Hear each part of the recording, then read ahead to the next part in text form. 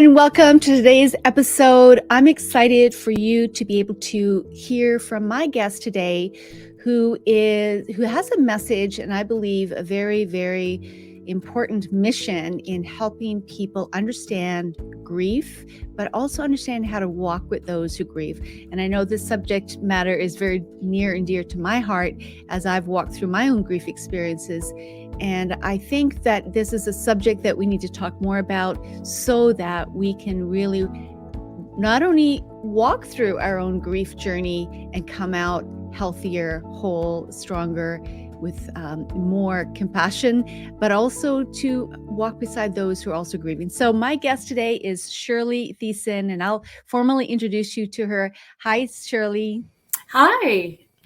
So nice to have you here. So let me just formally introduce you to the listeners here today. So Shirley is the founder of Corner Bend Grief Ministries, and she's the author of The Little Black Funeral Dress, an international speaker, and she's obsessed with the fact that no one should have to grieve alone.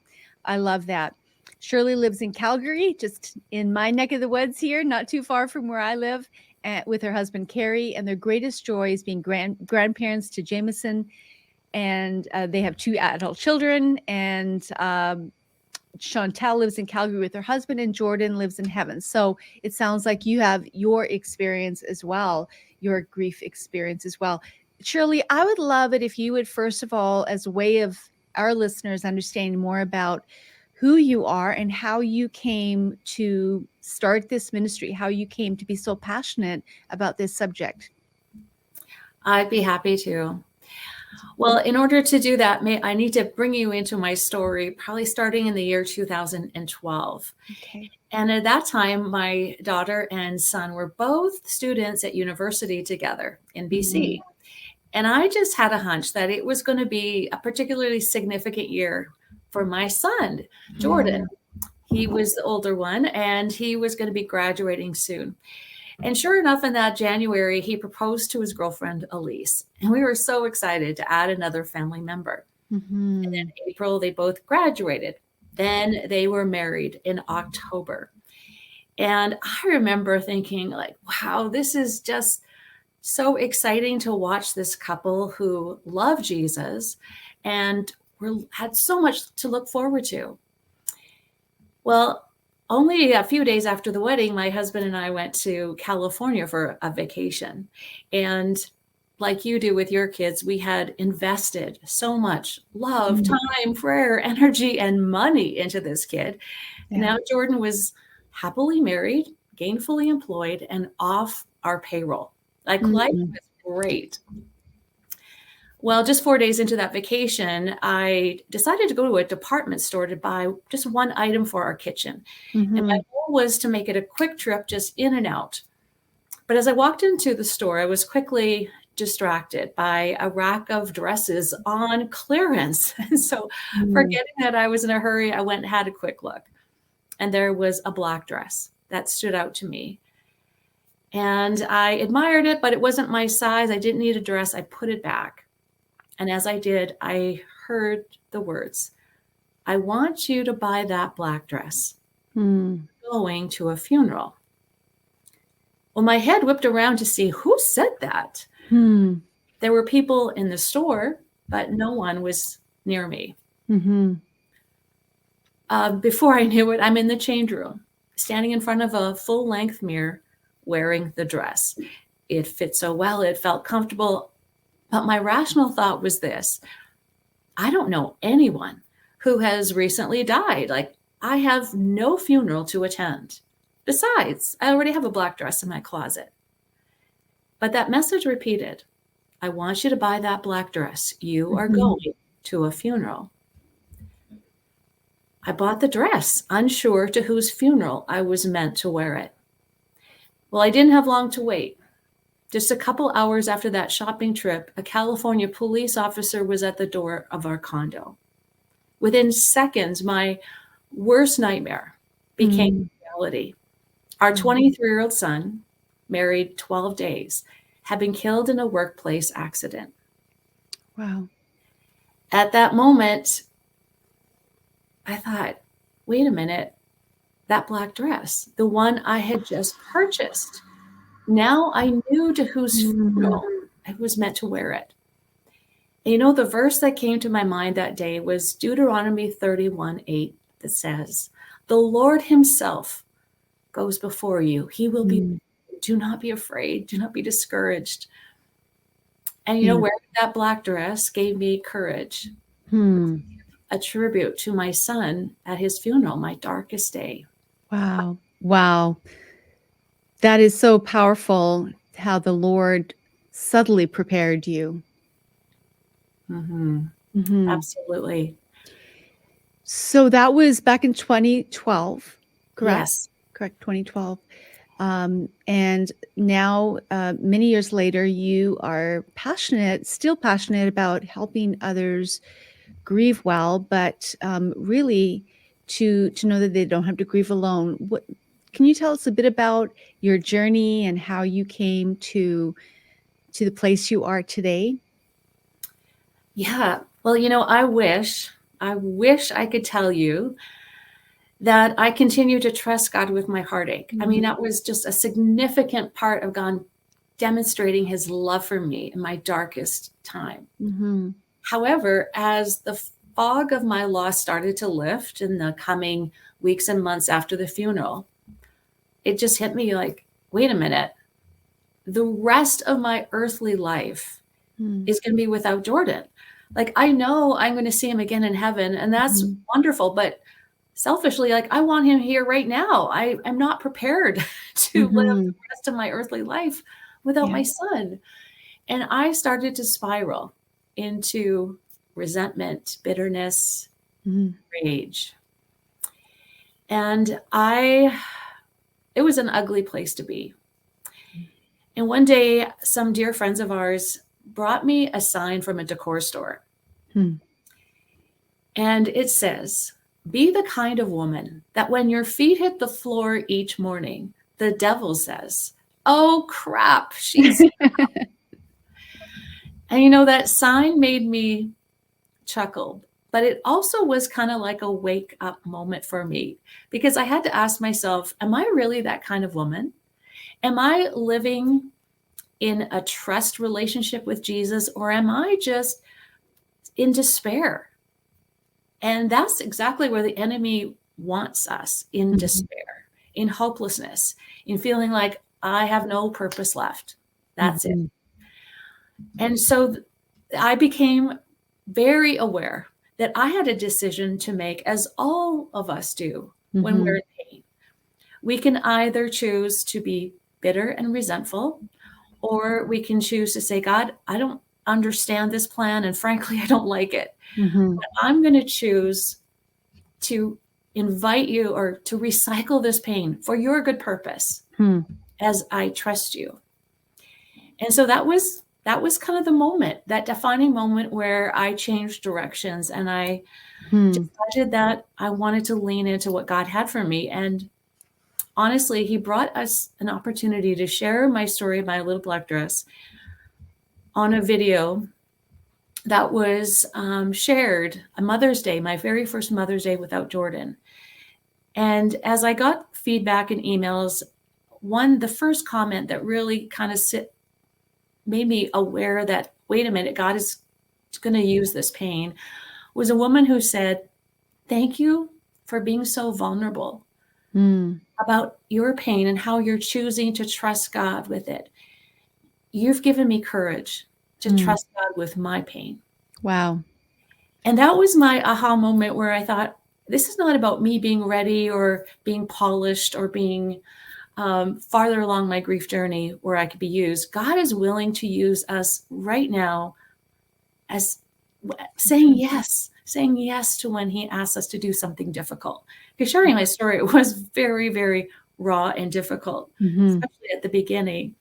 But I thought, okay, this is about me recycling my pain. And so it took still a few years after that, 2019, when I finally, I felt like God was saying, it's time to leave your career as a fundraiser and start a nonprofit where you're going to help equip others to know how to walk alongside those who grieve. because in hindsight, I realized that I did not know how to support my grieving friends. And it wasn't until I heard the platitudes, the things we often say to someone who's grieving, I heard them, the things that I used to say, and I'm going, this hurts. That is not helpful. And so I thought, why is that? I've grown up in the church my whole life. How come I didn't know how to support those who grieve? Other than, Lord, please comfort my grieving friend. Yeah. And having a kind of a checklist. I go to the funeral, I'll bring some baking, I'll send a sympathy card. But I didn't realize that their grief just basically starts at the funeral. It goes long after, and people need our support ongoing. Yeah.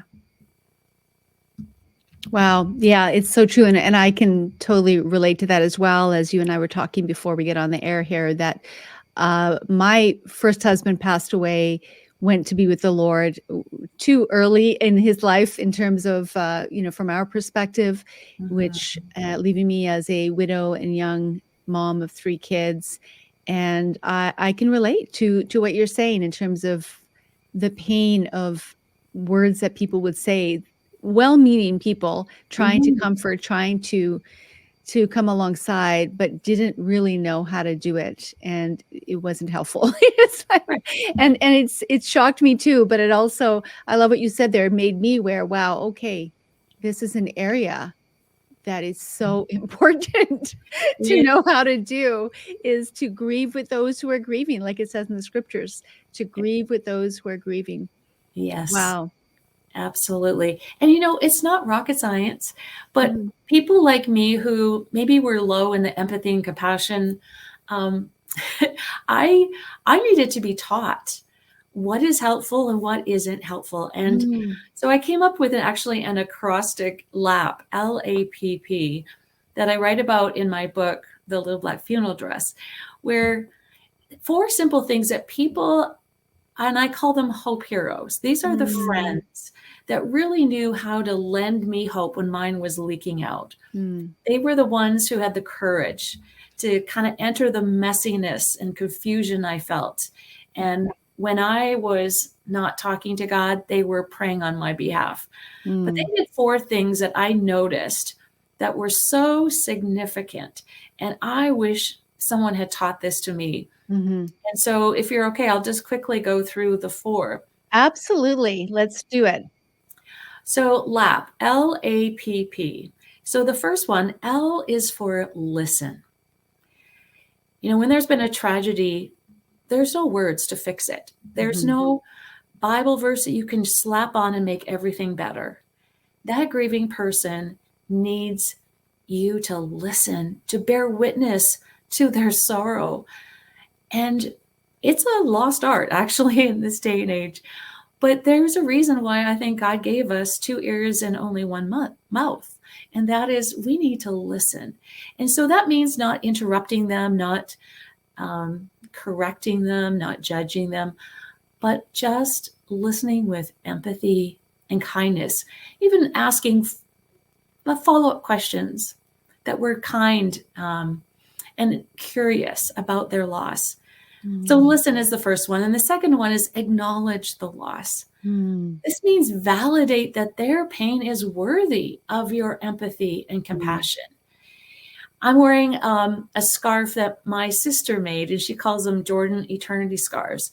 And she made 40 of them, and she sold them to different friends. And that money was used to create a scholarship at the university that Jordan attended. And it was a way for her to validate that my pain is so real. And she suddenly, I've got all these friends wearing this scarf, and every time they do, it's like them saying, we miss him too. Miss him too. And that just is a beautiful way to acknowledge my loss. Just one small example. Beautiful. And then the first P is pray. And of course, that's an obvious one for those of us who are Christians. But I think I realized there is so much to be praying about. our enemy, Satan, is an opportunist, Mm-hmm. and he will bait us with lies like, oh, must not love you. Look what he's allowed to happen in your life, all this pain and suffering. Mm-hmm. And so we need to really pray that our grieving friends will turn towards God with their pain and heartache and not away from him. There's so much more. One thing my husband and I realized that as a couple, we grieve so differently. And so that can be a point of contention in a marriage. And so praying for the relationships in a family of even my daughter, she was grieving differently from the two of us. And it's so important to be praying God's protection over those relationships. And there's so much more I could say about prayer, but that's the first P. And then the last P is patiently be present. Now, there's lots of misconception about grief, and one is that it's kind of wrapped up in a year or so. That is so not true. Grief is not a sprint.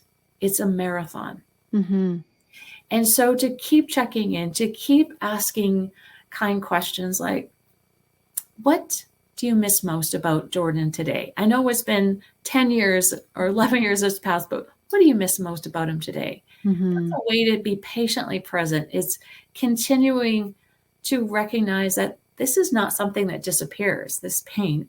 It is always there. Yeah.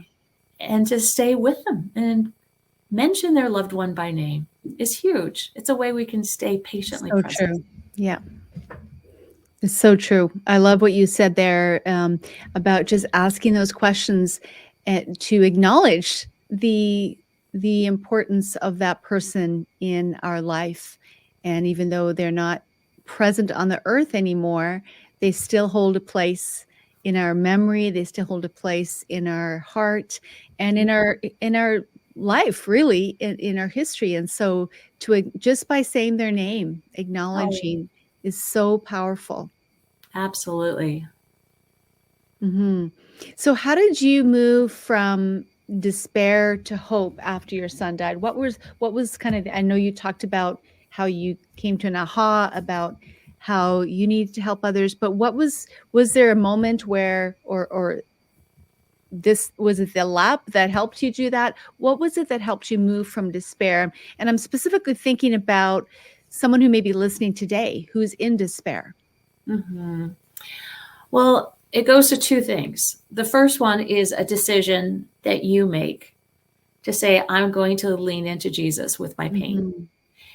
And the second thing is the way I could have that courage to actually choose that was I had a number of family and friends who were hope heroes to me. They were kind of those people that came around and lent me hope, lent me courage when I felt like I had none. And they believed for me when I couldn't believe that there could be a better days coming. Yeah. And so I have seen how significant it is to have grief companions, those hope heroes that are committed to walk this with you. And so those special people, they were so significant. They were the sweet gift from God saying, I am with you. My presence is actually manifested in those sweet friends. Wow. And so that's why I think we need to take this so seriously as Christ followers. Galatians 6:2 says, carry each other's burdens, and in this way you will fulfill the law of Christ. So the law of Christ, love God and love people. And so that is carrying each other's burdens is how we love. And empathy really is love made obvious. Beautiful. And so we need each other. God wired us for community. And so I used to think that grief is really a private matter. It's best dealt with all alone. I didn't realize how desperately I would need others to help carry this burden with me. And I'm so grateful that there were people that God gave me that even now, 11 years later, they're still with me. So powerful. Yes. And where the enemy wants to isolate us and keep us separate is all the more reason, both for those walking with someone who's grieving, to continually invite them into community, continually engage with them, and to help them to stay in community as well, I think is so important. Moving from despair to hope, to recognize that this is such an important subject. Thank you so much, Shirley, for offering that. And I love the acronym LAP, as well as the Hope Heroes. I love that term. That's a great way to identify the people in our life that are like messengers of hope that God puts in our life to bring us back to a different perspective on the grief that we may be experiencing, the process that we may be walking through. I know that I'm just going to bring up your book here for people to see. Let me just do that right now so they can have a look at it. It's a short book. It's only 93 pages, and that's very intentional. Because those who are grieving, we have a very short attention span. It's difficult to read. And yet I wanted to kind of get to the point and give people something to hang on to and some hope and encouragement. The Little Black Funeral Dress, 5 Things I Wish I Had Known About Grief. And so if someone wanted to get this book, where can they go? Yeah, go to shirleythiessen.com, my website. You can purchase it right there, and I'd be happy to send it to you. Awesome. Awesome. Thank you, Shirley. Any final words that you want to leave with our listeners as we close out here today? Well, I wanted to share something that might sound really counterintuitive, but it is a secret sauce to a grieving heart being able to move forward, and that is serving others. I know it sounds like crazy when you think you're in pain and you can hardly get up and have a shower and make a meal yourself. But when God points out someone who you can actually be an encouragement to, who you can send a text and say, I'm thinking about you and your loss, just that little piece of looking up and noticing others and serving others is really the secret sauce to our own self-care as we're grieving. And I promise you, that is a beautiful way to move through your loss. Wow, that is counterintuitive for most. And, it's all focused on me in terms of what I need, but the power of being able to serve others in that time of grief. I love that. That's such a powerful tip for those who might find themselves in this place right now. Thank you again, Shirley, for this conversation. I champion what you do. I thank you for what you call recycling your grief and your pain for a purpose that honors your son, Jordan, as well as helps others to be able to navigate their grief journey and help others in their life navigate theirs, so that we all come out to a place of health and wholeness.